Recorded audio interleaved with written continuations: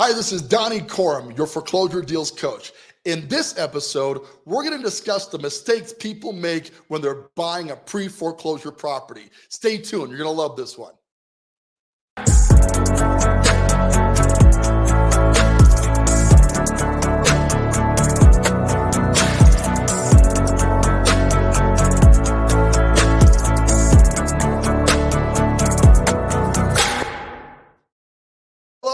Hello, and welcome back to the Foreclosure Deals Coach podcast. I am your host and foreclosure deals coach, Donny Corum. Thank you so much. I appreciate it.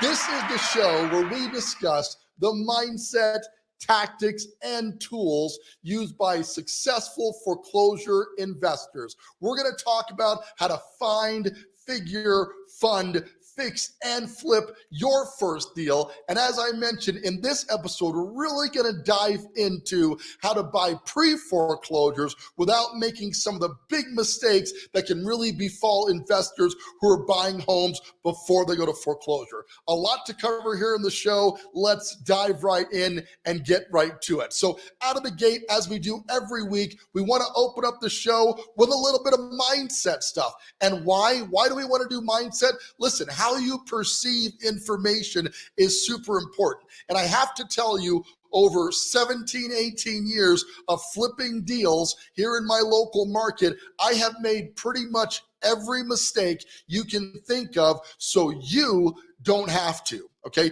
I really hope that you'll leverage my experience either by watching the podcast or getting coaching or joining my Facebook group at fdcoachgroup.com so you can avoid making these same mistakes. But the biggest mistake that you can make is overanalyzing this and not taking action. Listen, the thing is, mistakes happen. Stuff goes wrong. In a previous show, I talked about how 1 in 7 properties on fix and flips are losing money right now. And I can tell you in lesser markets, that number can be even higher. When you're a rookie, the tendency to make mistakes is absolutely humongous. So to get around that, you got to understand you have to take action to avoid being concerned about making mistakes. So our mindset quote today comes from John Wooden. And John says, if you're not making mistakes, then you're not doing anything. I'm positive that a doer makes mistakes. Are you a doer? Are you on this show here to learn more about real estate investing, or do you actually want to do your first deal? Listen, I get it. There's a lot of risk when you're first starting out in any investing, whether you're buying a mutual fund, your first stock, right? You're investing in a business. There's an inherent risk that comes from taking your money and putting it to work for yourself. Right? That's the risk of doing it. However, if you're not making some kind of mistake along the way, you're not going to get any results. So you have to be willing to make mistakes, and you can mitigate some of those mistakes by bringing in professional help through foreclosure coaching. So I really want to help you out with that, but I'm hoping by exposing some of these mistakes, sharing some of the issues that I've seen people make in the past, you can avoid this. So recently, I signed a client who was pushing 70 years old. And of course, I was hesitant. Like, is this the right thing for somebody who's getting up in age and can't necessarily afford to take a risk with their capital? But here's the thing. After talking with her, I realized she had done plenty of homework. She's a real estate agent, so she's got the professional experience required. And she brought her daughter with her, who is also an attorney. 2 very, very smart people. It was a pleasure to meet with them and go over my coaching program with them. In the end, we decided this was the right move to get her into the coaching program and help her to start to do the first deal. The thing about it is, during the conversation, it came up, like everyone else, there's an inherent fear of making a mistake. She was just really worried that she was going to do a deal, which she's wanted to do for a while, and lose money on it. So the investment into coaching and education pays for itself pretty early on. One, because when you get coaching, I am definitely going to make you do a deal, okay? I don't bring anybody into my program who I do not believe I can help to do their first deal. So it's going to force you to do that.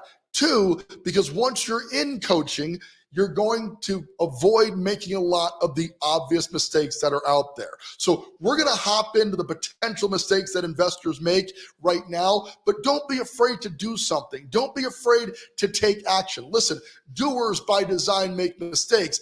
Unfortunately, with real estate investing, mistakes can be a little pricey, right? So you want to avoid making big mistakes in this because they can cost you a lot of money. And I've seen investors who never fully recovered from their first mistake because they lost so big.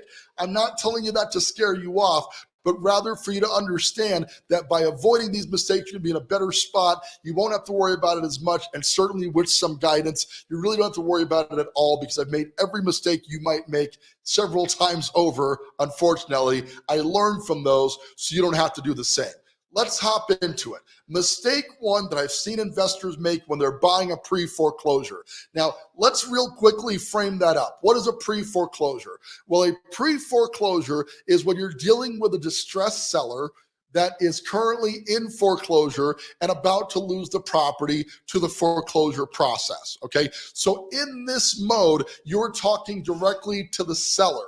And as a result of that, you have to count on the fact the seller may not be 100% honest with you. Maybe they don't know the entire situation. I've seen a lot of times with divorce situations where the husband knows more about the deal than the wife or vice versa, right? So they may not be trying to delude you, but mistake one that people make in pre-foreclosure investing prior to it going to the auction and being owned by the bank is insufficient research. Listen, you've really got to know what's going on with that property. You got to do an O&E search, which is handled by your title company, to determine what liens are on the property. You obviously need to check out the condition, right? You need to know if there's any outstanding taxes that you might have to pay later on or any other potential issues. Additionally, if you really understand your local real estate market and can do proper deal analysis, that will help you to make some informed decisions. So make sure you don't fail to do your research, do your homework, really check it out, especially in pre-foreclosure, because there's certain things that if you work hard enough to hide, you can. And I have seen situations where that's been the case. They hid some stuff from the potential buyer or the investor buyer, and they got bit in the butt on that later on. Okay. Number one is kind of like this, but inadequate due diligence. You really want to do an inspection on a pre-foreclosure. On a post-foreclosure, here's the thing. Generally, when you're buying a property from a bank, you're buying it as is where it is. I'm not saying not to do an inspection. I'm just saying it's less valuable than the pre-foreclosure stage. Why? Because banks don't tend to fix anything. They've priced the property for what it's going to go for. However, if you're buying a property before it goes to foreclosure, a lot of times you can negotiate a better purchase price based on known conditions. As a result of that, buying before the foreclosure is far more lucrative, far more profitable in most cases than buying after the foreclosure, but it requires some effort. You got to go out there and scout those deals, right? Whereas a foreclosure is listed on the market, you can generally just find them. A pre-foreclosure requires a bit more work, but do your due diligence. Know what you're getting into. Do your homework. Definitely do an inspection. You can do an inspection on a foreclosed property too, but they're not generally going to fix anything. So in a pre-foreclosure is a better time to do the inspection. Okay, number three, lack of a solid financing plan. You don't know how many people I've seen go into buying a foreclosed deal or buying a deal. An example, there's a big wholesaler, I'm going to do a whole show on this, New Western, who takes a very large earnest money deposit. In my market, it's $10,000. I've seen it be more than that in other markets. But because you're buying a pre-foreclosure, generally speaking, a lot of times you're going to need a pretty substantial down payment to tie it up. This is not always the case, but a lot of times you got to put a lot of money down on the deal to secure it. Why? Because whoever's selling the property wants to make sure that you're financially tied to it and aren't going to back out somewhere in the process, right? So you really got to make sure your financing is lined up. With my coaching, I own a company called Traction Capital, and that is our hard and private money lending brokerage that makes sure that your financing is lined up before we get to the point that we're actually evaluating a deal. You don't want to get under contract on a deal with a $10,000 earnest money deposit only to find out later that you can't fund the deal and lose your money. And you better believe that these large-scale wholesale outfits are happy to take your earnest money if your financing plan is not properly in place and you can't close on the deal. So in pre-foreclosure and in general, you want to make sure your financing plan is very dialed in before you put money down on any home. Next up is underestimating your repair costs. Boy, this is a common theme here. If you've seen investors in the project who are trying to wing this on a wing and a prayer and they don't have an actual rehab budget set aside, a lot of first-time investors get bit in the butt on this one because they find out that the property requires more work than they actually have available to invest. This is a real jam, guys. So you want to make sure you've estimated your repair costs to the best of your ability, and better yet, bring in a contractor that you know and trust to do some of those estimates with you so you know what you're getting into prior to closing on the home. That is just so important in the process to know your rehab costs. Let's move on here. Number 5 is ignoring the auction process. A lot of homes, even the ones that are being wholesaled off, are on this auction. So it can be very competitive and fast-paced. Failing to understand the process that you're in is the kiss of death, because you can get outbid super fast, which might be a good thing if you shouldn't have bought the property. But what I see is a lot of investors get a little bit too motivated, right? They're so eager to do a deal that they end up overpaying for the property, and that would be a bad thing. So don't overpay, which is actually step number 6, is overpaying for homes because you're in that auction or bidding market, or if it's a private seller, they might be talking to multiple buyers who are getting offers. You cannot afford to overpay. It doesn't matter if you get a bad deal, right? Because you overpaid for it. If it started out as a great deal and you pay too much, you don't want to get into that financial discipline of overpaying for the house and end up losing money overall. Neglecting the title search is a big error. You really need to do your, and I mentioned this earlier, but you got to pull an O&E. You got to work with a title company you trust. And prior to closing, make sure you know what you're doing with that title, because you don't want to find that there's a lien on the property that wasn't satisfied during the closing process. So you really need to understand that. And finally, inadequate understanding of local laws. If you don't get your zoning requirements on a deal, let me tell you, I have been in deals that will tear you up. If you end up buying a property, it's zoned incorrectly, you can't do the remodel. I once heard of a story of an investor who wanted to scrape a property because it was built so bad, it was built so long ago and just needed so much work. The best plan of attack was to knock that bad boy and start over. And as a result, he got a great deal on the purchase of it, but then found out that the Historical Society protected that house from being torn down.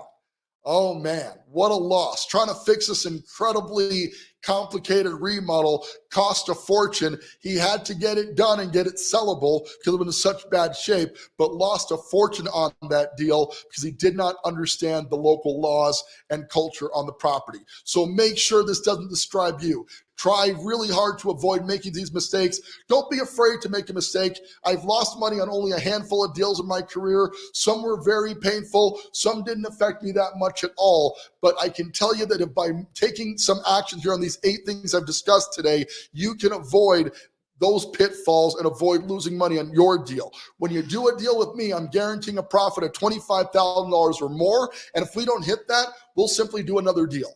Right? So I'm not putting any of my clients in a situation where they can lose money, but if you don't quite make the profit that we guesstimate on the deal of $25,000 or more, then we will simply do another deal to catch you up on that. So my coaching is really a zero risk for people who want to take advantage of that.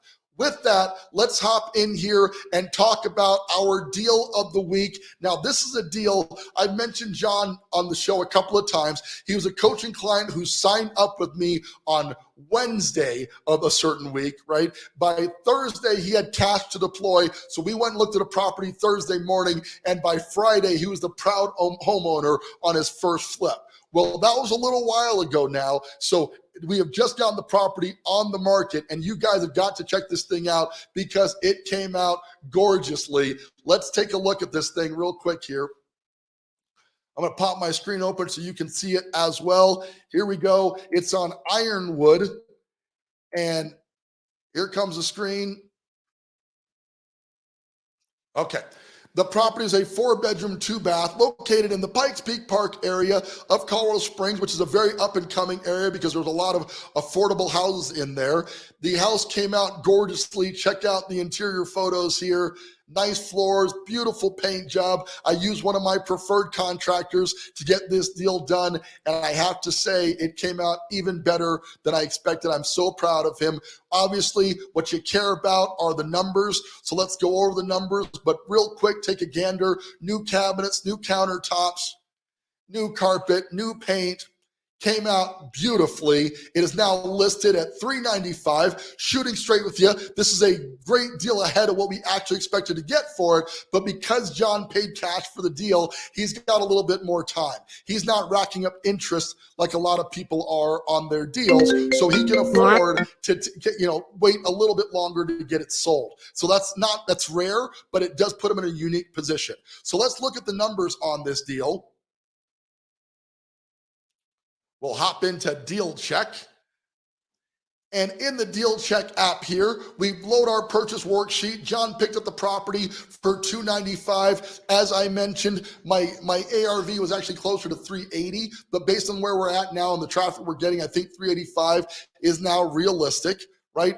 We spent on the remodel about $40,000 that we built in our cost overrun at 10%. So really, we can accurately say that we spent about 40 total. So we don't need the cost overrun. So I'm just going to adjust that real quick. And that's what's great about this app is we can go and make adjustments to the profit projections in real time so we can track our numbers. After the numbers are in here, I took out the fact that I added the fact that there's no loan on this deal. And based on the current numbers, that can't be accurate. Hold on. Let's go back in here. Okay, when I pulled the profit overrun, it screwed that up. So we need to put the rehab budget in here, but no cost overrun, right? I'll put a 1% because I think it requires that, right? We go back in here to the property analysis and profit projection, and John should be walking out of this deal with a pretty sweet profit of $30,000, which ain't bad for knowing the guy for 2 days before we went under contract on his deal. Obviously, he's over the moon excited about doing his next deal. He's already looking for the next deal. As soon as this one sells, we'll be rolling his funds into the next deal. And because of the 1031 exchange program, he can do this with $31,000 in profit and no taxes. Right? How many investment strategies do you know where you can make a profit and not pay taxes on it? It's super rare, but courtesy of the 1031 exchange with real estate, he's going to make 31 grand. They can roll into another property and keep growing his asset base tax-free using the 1031 exchange program. This is an incredible opportunity for investors out there who are sitting, maybe if you got a bunch of cash kind of laying around. With John's case, he had a bunch of money in his savings account, didn't know the right place to deploy that capital. This is a great way to turn money into more money. When you look at the cash on cash return on this, we're talking about a 10 to 12% annualized return on this property. And that's on one deal that we're going to get done in 90 days. So if he can do that 3 to 4 times a year, you're looking at a 30 to 40% annualized return. There's not a lot of stable investments out there where you can make 30 to 40% return on your money, right? This is a huge opportunity for someone who gets it. The house came out gorgeously. I'm super proud of him, and you can do this too. You just got to take the first step and be a doer. Avoid making the obvious mistakes that are out there with the mistakes I just mentioned. Get a coach to walk you through the process like myself. I will guide you through everything you need to find, figure, fund, fix, and flip your first foreclosure deal. Hop on a call with me, do the coaching assessment. Let's talk about if foreclosure investing is right for you. And in the short term, subscribe to this channel so you can stay up to date about the tactics and tips that I do every week on how to become a successful foreclosure investor. And then join my Facebook group at fdcoachgroup.com. That's going to allow you to get part of the conversation. I do a live Q&A session each and every single week, Thursdays at 10 a.m. Mountain Standard Time, where I will answer your foreclosure investment questions, and we can decide together whether you should be looking at getting your first deal and getting started. But be a doer. The market is moving and shaking. You should be as well. This is a great opportunity of a deal that's out there. We find deals like this every single day, and I am certain I can help you to find your first deal as well. For now, once again, please subscribe to the channel. I'd really appreciate it.